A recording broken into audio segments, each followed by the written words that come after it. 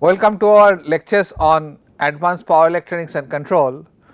Today we are going to start a very important topic, that is voltage source inverter and current source inverter, followed by actually multi-level inverter.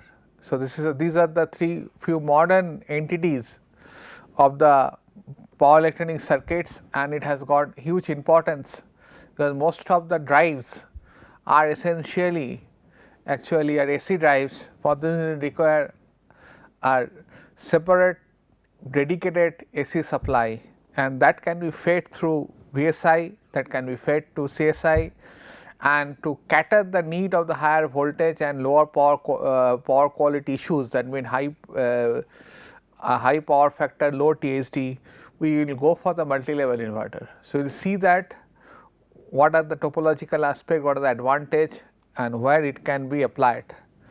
So, as we have discussed in our previous class, for the VSI, as the full form denotes, is a output voltage is constant with the output current changing with the load types or values of the component. So, ultimately it will be something like mimic the characteristics of the grid. And on the other hand, CSI is a current source inverter. So, current is nearly constant and voltage changes according to the load. We see that actually this is the single phase realizations of the current source inverter, that the simple realizations can be done by basically essentially load can be connected here and with the pole is available here and with the. So, current at this point here it has to be a current source, for this reason arrow will change. So, you can connect these two switches. So, current will flow like this, and you can connect these two switches, current will flow like this to the load. So, and we will employ the auxiliary, if you use the thyristor, then we will employ the auxiliary method of commutations. Once this thyristor is triggered, current will be through this, and if you wish to change the direction of the current into the load, not here, not at the point A will always see that actually current is sinking, and current B will always see that current is leaving. So, what will happen then, you have to trigger this thyristor. As you trigger this thyristor, this auxiliary commutations comes into the picture, automatically current will bypass and this capacitor will charges its polarity from this point to this point, and thus actually what will happen, the current through this thyristor will fall below the holding current and ultimately current will take this path, and similar case will happen to the lower thyristor also.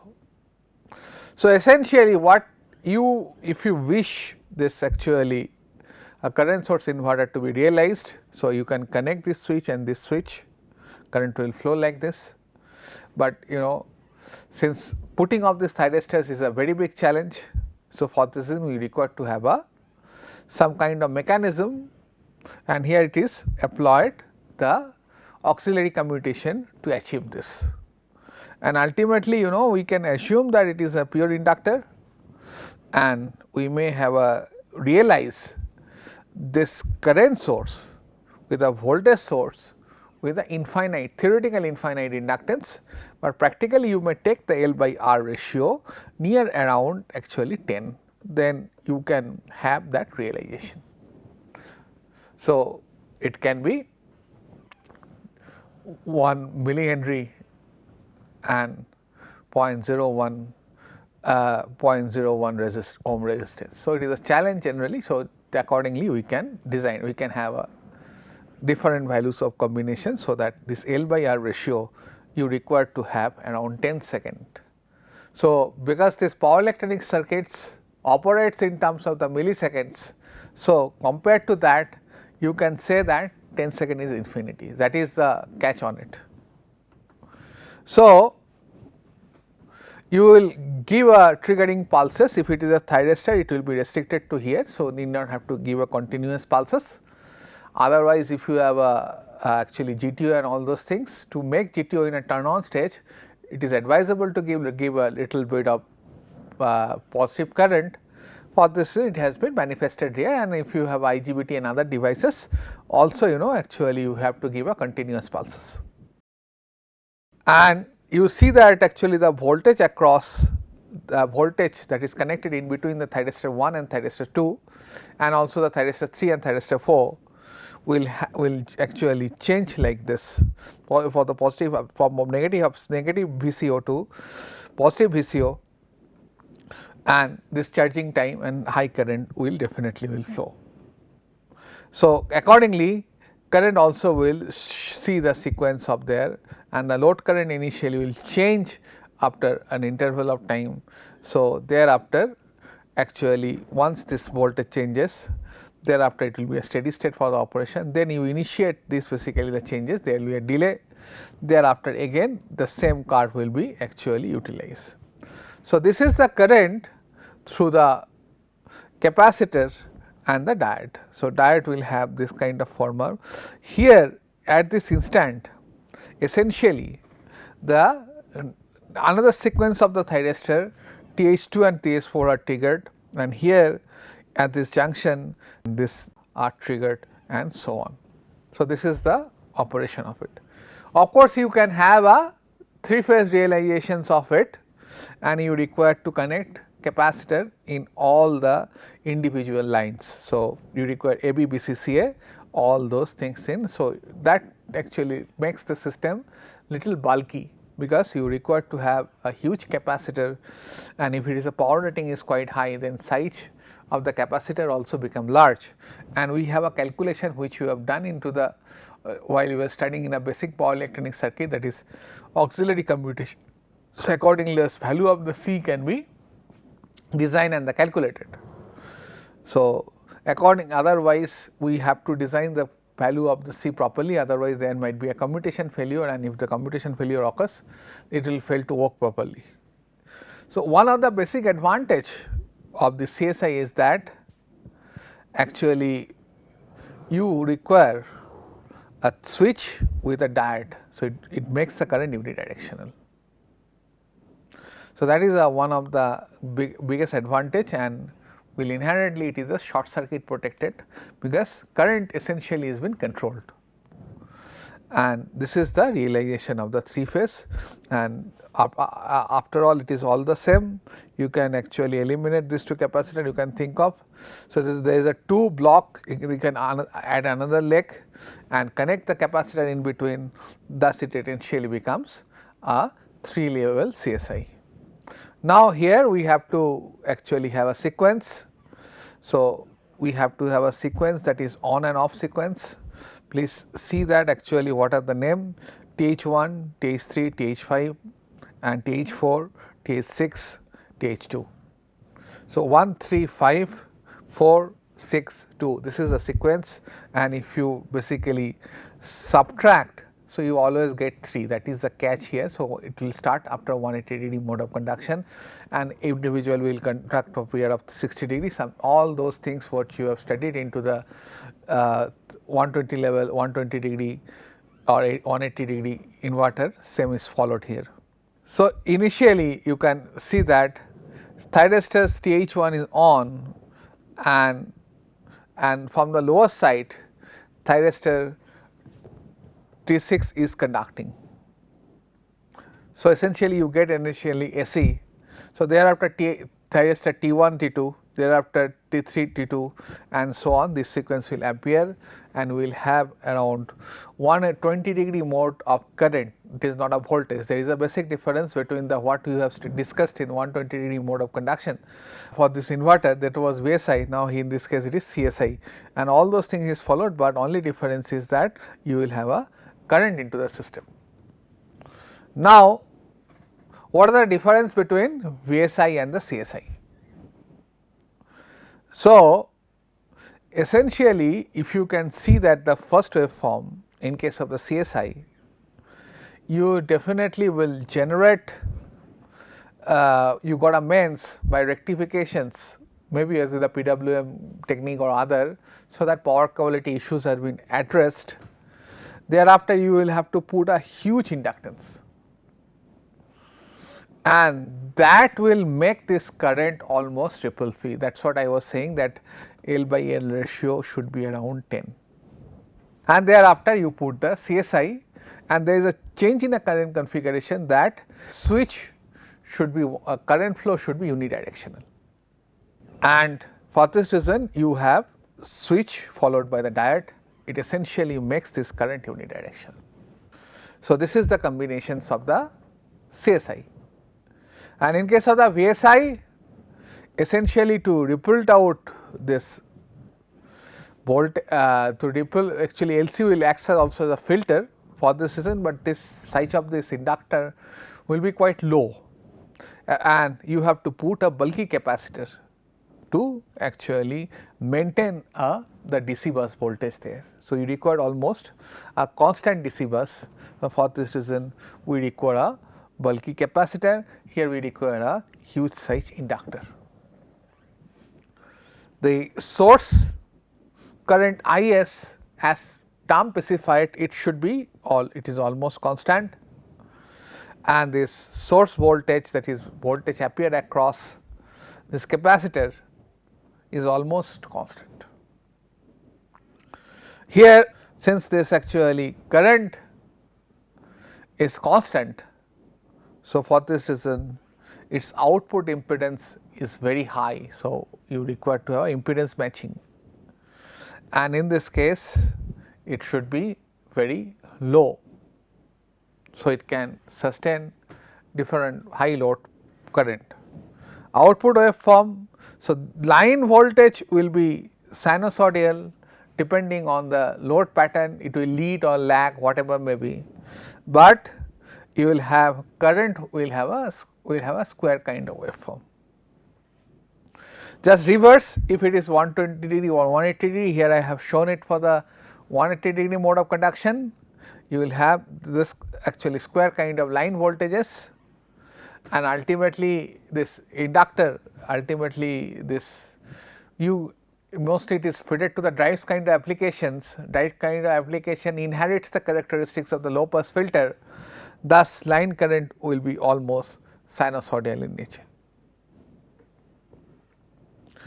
So, one of the biggest advantage is that easy to control overcurrent condition and design, because current is already protected, but we difficult to limit current because of the capacitor, and ultimately we require to insert the short circuit or the load protection.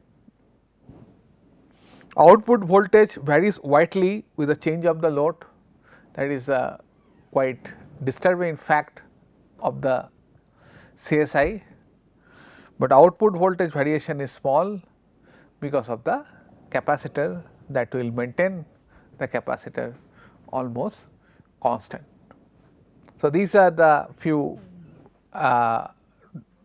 examples, but mind it, actually this will be fed to the drive, and drive essentially if you take a simple drive that can be actually the VYF control. So, where you make the flux constant, and if you are feeding to a very simple induction machine, your torque slip characteristics will be actually slip or speed whatever, just reverse. Actually if it is slip rated, it should be 1 here and it should be 0 here, it should be this. And if it is a VI characteristics, you can change to this actually synchronous speed by changing the frequency, and mostly actually assume that is a load torque, you will be operating here and here. In VSI there is a biggest advantage, while discussing drive you will find it out, that you can operate the motor in this region, essentially this region, these are essentially this part of the torque slip characteristics are essentially the stable region. But there will be a disadvantage if you employ a drive, you will find with the CSI it has to operate this part of the region, and why is so actually that require a detailed study of the drives. So, anyway, so what we can conclude here, CSI also, if you employ in a drive, require a control circuit, require complicated complex control system, whereas VSI it is easy to control. So, now let us talk about the PWM technique. We have already discussed PWM rectifier. Now, we shall discuss this PWM in case of the inverter.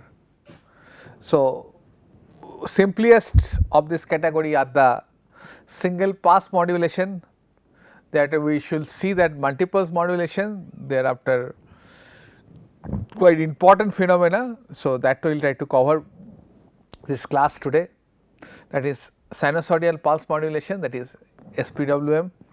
There we shall see that different variation of the sinusoidal pulse width modulation, that is modified sinusoidal pulse width modulation. There are space vector pulse width modulation. In single pulse width modulation, there only one pulse exists per half cycle.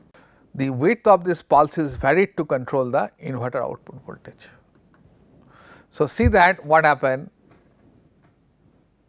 you close this switch and this switch, then current will flow through this path and it is a VSI, thus current is bidirectional.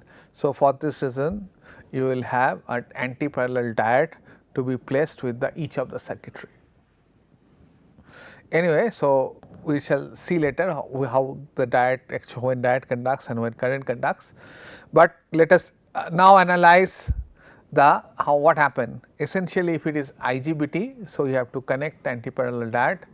If it is MOSFET, it comes with the body diode, and if it is a GTO, you have to connect the anti-parallel diode. So, G1, G2 given pulses, and how see that how it will generate pulses. So, generally you will have this inverted triangular waveform, and it will start, essentially it is just a phase shifted waveform, and it will start from the cos waveform, something like that. So, and it will be actually air is your control signal. You can vary this point, and thus what happen, the width of the pulse will change. So, you can, and here since actually you have truncated this part and this part, it will operate at a unity power factor. So, this is the get pulses of V1 and V2, and this is the voltage of actually appear across the load when S1 S2 is conducting, and thereafter this will be the voltage of the load if S3 S4 are conducting, and the width of this pulse is considered to be 2D. So, the frequency of the reference signal determines the frequency of the output voltage. So, it is the air that will actually generate the ratio of air to AC called the modulation index, and it is control the output voltage. So, this width will change, and ultimately we will get a different values of the RMS values of these voltages. So, we can analyze it. So, the output voltage of the inverter with the single modulations that can be calculated, we have already seen. So, this value is 4 Vm by pi, and these are the harmonic content. So, it is, so for output voltage we can see that is Vs by pi, 4 Vs by pi sin d sin omega t minus third harmonics, fifth harmonics, all the third harmonic will be present due to the odd symmetry. So, fundamental will be essentially is 4 Vs by pi sin d. So, now there is a issue, if Nd equal to pi, then particular harmonic will be absent, or d equal to pi by n, then nth harmonic will be eliminated from this inverter in this configuration you can eliminate only one harmonic. Let us take the example of the you are feeding induction machine, and actually fifth harmonic. Generally third harmonics, it is not very harmful, it is a cophasor with the sinusoidal voltage, and and mostly for the higher rating it is a delta connected. So, it does not appear in a line, but fifth harmonic is quite dangerous. Why it is dangerous? Because if you see that actually sixth harmonic will be also cophasor, but it not exist because of the even harmonic. But what will happen it is basically lagging. So, fifth harmonic will appear to be the negative sequence, and thus will generate torque if its component is quite high, give a torque in negative direction, magnetic torque will be generated in the negative direction. So, what happen it will give a torque ripple into the machine, and also it will may damage the machine or it may cause harm to the machine. So, if you wish to eliminate this fifth harmonic, then you can choose and you can eliminate that fifth harmonic. So, but you can eliminate only one harmonic here. So, this is something you can see how the strength of this actually harmonic changes, and we are considering actually lower order harmonics only.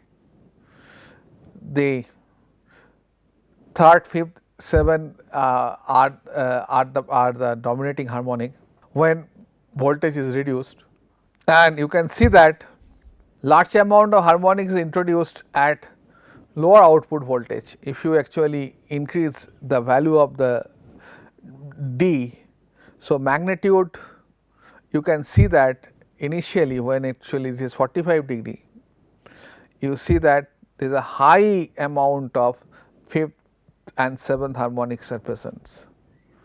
So, this is the third harmonic, and this is the fifth harmonic, and this is the seventh harmonic. Harmonic content can be reduced by having many pulses of the each half cycle. So, that is called multiple pulse width modulations. So, see that what happen, instead of the one single pulses you will have a number of pulses, strain of pulses in one cycle. This method, many pulses having equal widths are produced in every half cycle and repeated in the negative half cycles. The getting signals are produced by comparing reference signal with a triangular wave. It is almost same thing, but we shall see the little change, and thus actually you have lambda. So, lambda is given by pi minus 2d by 3 plus d by 2, and this will be the actually the midpoint of this first pulse. So, accordingly you can design and you can eliminate. So, you can see that there is a number of triangular wave, and so this is a carrier wave. So, you can have a constant with pulses of so many, and that is what will happen. You can see that you can have you can eliminate more than one harmonic. We shall see that the expression, then we will come to the conclusion. Utility of the multiple speed PWM. The frequency of the reference signal determines the frequency of the output voltage, that is this square wave. The ratio of AR and AC is called the modulation index, same thing, and controls the output voltage. So, in this case, so output voltage will be actually, again it will only odd harmonic will be present. It is 8 Vs by n pi sin n lambda, where lambda's expression has been given sin nd by 2 sin n omega t. So, you can take 8 Vs by pi common. So, sin lambda sin d by 2 sin omega t, thereafter third harmonic, fifth harmonic and seventh harmonic and so on. So, fundamentals will be 8 Vs by pi sin lambda sin d by 2. So, this is the actually the fundamental value of the voltages, and maximum value, of course, you remove this sin omega t, you get the, but here what you get essentially this maximum magnitude is also function of the lambda and d. So, for example, you take the actually 2D actually 36 d equal to 36, then actually you can substitute here and you get the value is around 75%, and the two pulses peak to peak value of the fundamental will be 8 Vs by pi sin lambda sin d by 2. So, this value will be 54. If you make it 54, then this voltage will come down to 63%. So, accordingly you can see that there will be a different voltages in a multipulse converter. So, from there what we can conclude, it is seen from the above that the fundamental component of the output voltage is low for the 2 pulse modulation than for the single pulse modulation. But what is the advantage of it? We have to check it. We get a lower value, but lower order harmonics are eliminated and higher order are increased. Since our load essentially a low pass filter, so higher order already been eliminated by the loads itself. Higher order are filters easily because, and the filter size also will be less. The scheme is advantageous than the single pulse modulation. So, it gives you the lower THD, but large number of pulse per half cycle require frequent turn on and turn off of a thyristors, and that require a commutation device, and which is not possible, and for this reason solution lies with the more modern devices like GTO or the thyristors. But we are now talking about GAN devices, SiC devices. So, nowadays this is not at all a very big challenge, and it will increase thus also the switching losses. Now, we shall discuss in our next class with the sinusoidal modulation, and we shall chalk out the advantage of it over the multipulse and the single pulse PWM converter. Thank you for your attention. We shall actually continue with the sinusoidal pulse width modulation in our next class.